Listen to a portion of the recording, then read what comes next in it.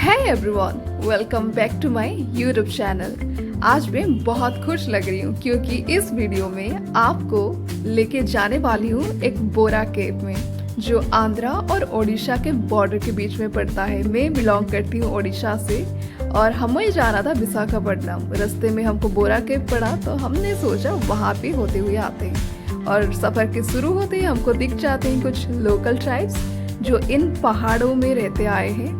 ये अरक्कू वैली की सुंदर अनंतगिरी की पर्वत है और ये हमारे सफ़र को 4 चांद लगा रहे हैं क्योंकि इतना बेहतरीन खूबसूरत लैंडस्केप और हरी भरी ग्रीन टॉल ट्रीज मेरे को तो बहुत अच्छा लग रहा है। और मैंने थोड़ा ब्रेक लिया और कार से उतर गए और ये देखो, ये पड़ गया हमारा एंट्रेंस ऑफ दी बोरा केव। शुरू में ही यहाँ पे बहुत सारे हैंडीक्राफ्ट चीज़ें मिल रही है, रंग बिरंगी और बैम्बो से बना हुआ है। और प्लीज़ गाइस, अगर आप नॉनवेज खाते हैं तो बैम्बो चिकन ट्राई तो करना ही पड़ेगा आपको, क्योंकि यहाँ का जो स्मोकी एंड देसी फ्लेवर ना आपको कहीं और मिलेगा ही नहीं। और हम एंट्री फीस हमारा 80 रुपया पर पर्सन पड़ा। चिल्ड्रेंस को 20 रुपया कम पड़ रहा है, 60 रुपये में मिल रहा है। और ये मेरा सेकंड विजिट है। फर्स्ट विजिट मैंने 7th क्लास में किया था। उस टाइम कुछ भी ये सब नहीं था, ना कोई एंट्री फीस था, ना इतना अच्छा सीढ़ी या रास्ता बना था, कुछ भी नहीं था। और मेरे को बहुत सारे टूरिस्ट दिख रहे हैं, बहुत क्राउड है। और देखते हैं इस बार कैसा हमको देखने को मिलता है। ओ माय गॉड, हमको गुफा थोड़ा थोड़ा दिखने लगा है, उसका एंट्रेंस। और मैं देख रही हूँ यहाँ पे हिंदू गॉड हमारे नंदी जी को पूजा किया जा रहा है। यहाँ का मान्यता है कि यहाँ पे एक गाय गलती से गिर गई थी और उनको, उस गाय को ढूंढते ढूंढते गांव वाले ने यह एक गुफा को डिस्कवर किया और इनको भगवान शिव जी की प्रतिमा दिखी। और ये देखो, ये इतना बड़ा एंट्रेंस है गुफा का, करीबन 200 मीटर के आसपास होगा, मैंने बचपन में पढ़ा था। और इस गुफा का लंबाई 200 मीटर और गहराई पता है 80 मीटर है। ये माना जाता है कि इंडिया का सबसे ऊंची और गंभीर गुफा में से एक आता है। और इसको एक बोला जाता है कि एक अंग्रेज जो था, एक अंग्रेज जियोलॉजिस्ट था विलियम जॉर्ज नाम का, उन्होंने इस गुफा को डिस्कवर किया है उस टाइम पे। पर मैंने तो एंट्री कर लिया और यहाँ का हवा ही कुछ अलग ही। यहाँ के अंदर घुसने के बाद कुछ हवा में थोड़ा थोड़ा नमी सा फील हो रहा है और ठंडक महसूस हो रही है। बाहर की जो गर्मी थी ना, टेम्परेचर बहुत हाई था बाहर, और अंदर आते ही हमको बहुत ठंडा और कूल पीस लगने लगा। और यहाँ पे जो रंगीन रंग बिरंगे लाइट लगा के रखे हैं ना, इस गुफा को 4 चांद लगा रहे हैं, सच बता रही हूँ, बहुत अच्छा लग रहा है। मेरी मम्मी तो आगे आगे चल रही है, मैं पीछे पीछे वीडियो शूट करते हुए चल रही हूँ। अब हम नीचे जा रहे हैं गुफा के। हमने अभी फर्स्ट फ्लोर पे मतलब एंट्री किया और एक हॉल के जैसा बहुत बड़ा है, ऊपर सूरज की किरणें भी आ रही है। और नीचे कहाँ तक जाता है हमको नहीं पता, हम तो जाते जा रहे हैं। मैं जिस टाइम आई थी उस टाइम पूरा अंधेरा था और बहुत सारे चमगादड़ थे। एक टूर गाइड ही हमको टॉर्च लाइट के माध्यम से ये पूरा जगह घुमाया था और मेरे को उस टाइम कुछ समझ नहीं आया था क्योंकि आधे से आधा चीज़ पूरा अंधेरा था और जो भी लाइट लगा था वो वाइट कलर की लाइट था। कुछ एरिया को ही वो कवर कर पाए थे।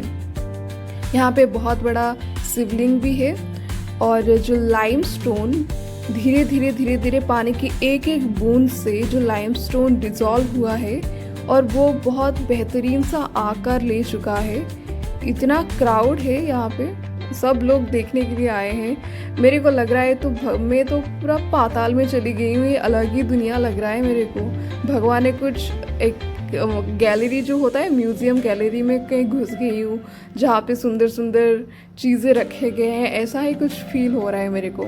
हम जा रहे हैं धीरे धीरे नीचे जा रहे हैं और मेरा एक्साइटमेंट बहुत बढ़ता जा रहा है। और एक बात जिसकी सांस फूल रही है, प्लीज़ गाइज आप तो बाहर से ऊपर से देख के चला जाना, क्योंकि नीचे और ऊपर बहुत तीखी चढ़ाई है, सीधी चढ़ाई है, आप चढ़ नहीं पाओगे। अगर किसी का घुटना दुख रहा है या सांस फूलती है तो वो तो बाहर ही रहे बेहतर है, क्योंकि मैंने बहुत लोगों को देखा है, बूढ़े लोग आते हुए और अच्छे से वो विजिट भी नहीं कर पाते हैं और बहुत दिक्कत भी होती है उनको। और हम जा रहे हैं शिवलिंग के पास, ये ऊपर की चढ़ाई है। देखो ऐसा लग रहा है ना आप गैलेक्सी में चले आए हो, कहीं अंतरिक्ष में हो या कुछ अलग ही दुनिया है यार। बहुत अच्छा फील हुआ हमको। अब जब वीडियो को वॉइस ओवर दे रहे हैं ना, मैंने ओरिजिनल इसको वीडियो सुना, इतना क्राउड और इतना तेलुगु में सब कुछ, उड़िया तेलुगु सब लोकल लैंग्वेज इतना मिक्स हो के बाद क्राउड का एक सुनाई दे रहा है आवाज़, हमको बहुत डिस्टर्बिंग लगा। इसलिए हमने सोचा कि चलो खुद ही हम वॉइस ओवर दे देते हैं। और जैसे जैसे जैसे जैसे मैं ऊपर जा रही हूँ, मेरी मौसी जी है, मौसी तो नहीं, मेरी मम्मी की कलीग से, उनको कुछ मेडिकल इशू था, वो विशाखापट्टनम में देखने के लिए आए थे। वो भी धीरे धीरे चढ़ नहीं पा रहे मेरे को बोल रहे, मेरे को मदद मांग रहे थे। मैंने बोला कि आप नहीं हो पा रहे तो बैठ जाइए, हम जाते हैं, आप दिखा के आते हैं। ये देखो नीचे भी एरिया है और ऊपर हम आए हैं।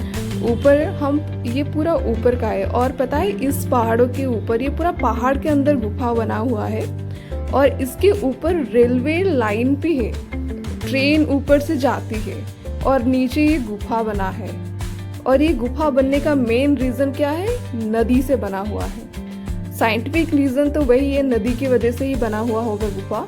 नदी जो गया है उसको इतना सालों भर तक इतना उसको पत्थर को काट दिया है कि अब गुफा में परिवर्तन हो गया है।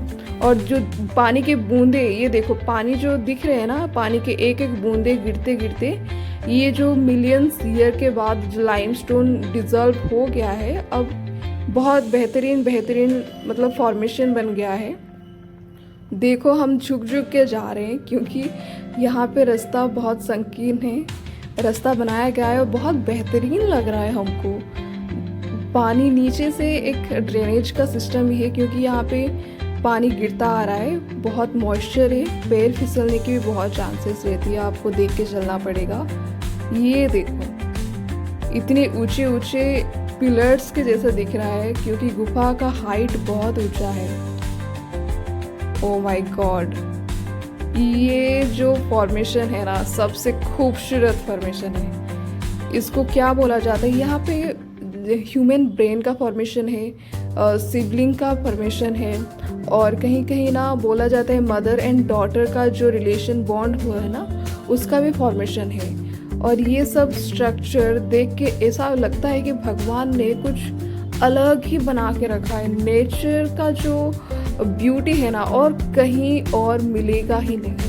रास्ते में आते हुए इतना सुंदर पहाड़ों के नज़ारे देखे, पेड़ पौधे देखे, और गुफा के अंदर आते ही तो हमको लग रहा है कि हम कहीं अलग ही दुनिया में घुस गए हैं। अलग ही दुनिया लग रहा है यहाँ पे। मेरे को तो जाने का मन ही नहीं कर रहा है। अब हम सोच रहे कि विशाखापट्टनम जाएंगे, वहाँ पे बीच है तो बीच का भी मज़ा लेंगे, मूवी भी देखेंगे, बहुत प्लानिंग कुछ बना के रखे हैं। अब इसका ही हमको मज़ा, अब इसको सोच नहीं पा रहे कैसे इसको हजम करें, डाइजेस्ट करें। फिर वापस ऊपर चढ़ते हुए हमने बहुत चिल्ला के भगवान जी का नाम का नारा लगाया और ऊपर चढ़ गए और विशाखापट्टनम के लिए चले गए। हमको तो जाना ही था विशाखापट्टनम, रास्ते में बोरा केव पड़ा तो हमने एक बार देख के आ गए क्योंकि मैंने 7th क्लास में गई थी, अब बहुत साल हो गया है नहीं गई थी। देखो हम विशाखापट्टनम पहुंच भी गए और ये हम हर महीने आते जाते रहते हैं। मूवी पड़ा था सिनेमा हॉल पे, धुरंधर 2 हमने देखा। रात के 3 बजे तक हमने गाइस मूवी देखा है और मेरा हेडेक हो गया है कि इतना लंबा मूवी पर हमने एक बार भी बोर नहीं फील किया। अगर जो नहीं समझ पाया होगा ना वो उसको तो बोरिंग लगा हुआ, जैसे मेरी मम्मी, उसको तो ज़्यादा से ज़्यादा पॉलिटिक्स और ये सब कुछ मिला हुआ है, उसको कुछ समझ नहीं आया। मैंने उसको बिठा के समझाया ये ऐसा होता है, ऐसे स्पाई बन के पाकिस्तान गए थे, इतना